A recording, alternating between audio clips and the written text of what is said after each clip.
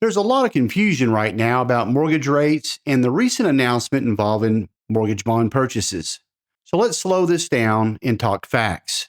President Donald Trump announced a plan for Fannie Mae and Freddie Mac to purchase up to $200 billion in mortgage-backed securities. The last time mortgage rates were in the 2 and 3% range was not because of small bond purchases. It was because of quantitative easing by the Federal Reserve. Here's what that actually looked like. After the financial crisis between 2008 and 2010, the Federal Reserve launched what we now call QE1. During that period, the Fed purchased about $1.25 trillion in mortgage-backed securities. That was the first time the Fed stepped directly into the mortgage market at scale. Then, in 2012, the Fed launched QE3. Between 2012 and 2014, the Fed added hundreds of billions more in mortgage bonds, bringing the total MBS holdings to roughly 1.7 to 1.8 trillion. Fast forward to March 2020. In response to COVID, the Fed restarted quantitative easing, this time with no fixed limit.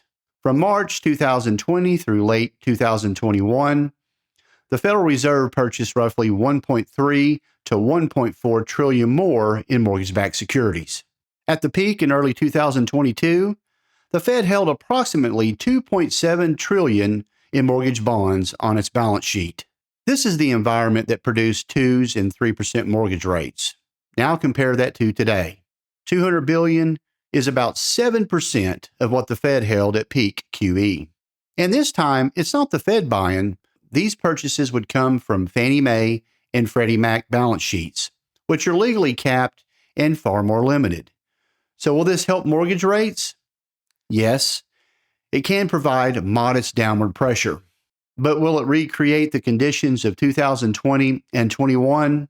Absolutely not. Mortgage rates move with inflation expectations, bond market demand, and risk, not headlines. The 2% mortgage era was a product of emergency policy and trillion-dollar intervention. That world no longer exists. I'm Money Mike, keeping you informed. Be sure to comment below and tell me what your thoughts are.